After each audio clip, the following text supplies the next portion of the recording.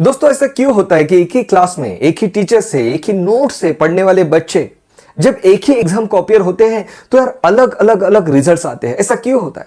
ऐसा क्यों होता है कि सिमिलर एनवायरनमेंट में सिमिलर कंडीशन में अपने एफर्ट्स पुट करने वाले बच्चे सिमिलर है लेकिन रिजल्ट्स अलग अलग है? ऐसा क्यों है?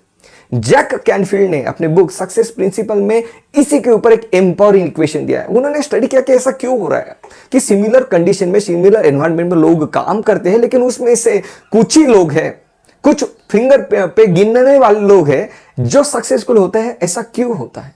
जैक कैनफील्ड कहते हैं the equation is E plus R is equal to O। अब ये चीज क्या है यार? It is simple. अब यहां पे E plus R is equal to O, it means event plus response is equal to outcome.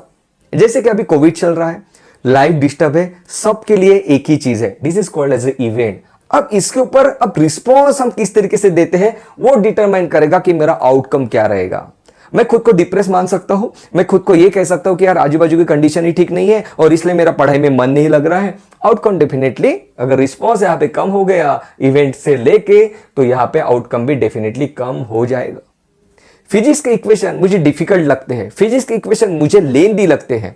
मेरे पास दो ऑप्शन है, एक तो मैं उस पर्टिकुलर इक्वेशन को छोड़ दूं, मतलब रिस्पॉन्स यहां पे मैंने डाउनवर्ड कर दिया, राइट? मतलब रिस्पॉन्स यहां पे मैंने डाउनवर्ड कर दिया, बिल्कुल सही बात। जैसे रिस्पॉन्स मैंने यहां पे डाउनवर्ड कर दिया तो आउटकम मेरा डाउन आ जाएगा। This is the equation. मेरे पास एक और ऑप्शन है कि मुझे इक्वेशन डिफिकल्ट लगता है, मैं उसके ऊपर और काम करूंगा। अब तक तो मैं 2 घंटे के लिए फिजिक्स पढ़ता था, अब मैं उसका टाइम डबल कर दूंगा, मैं उसके ऊपर काम करूंगा। मैं जो रिस्पॉन्स है मैं उसको अपवर्ड डायरेक्शन में लेके जाऊंगा। जैसे मैं ये करूंगा तो मेरा आउटकम भी यहाँ पे अपवर्ड डायरेक्शन में चला जाएगा।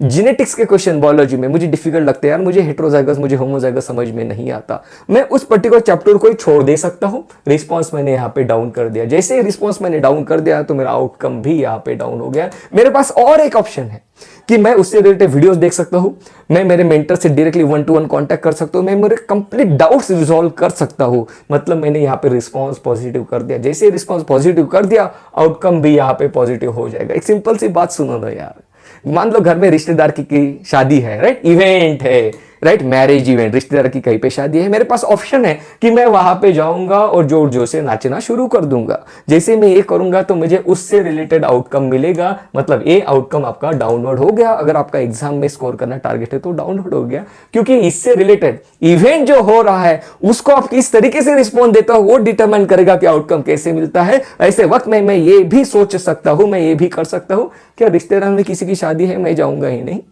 That is not which will bring me the desired outcome।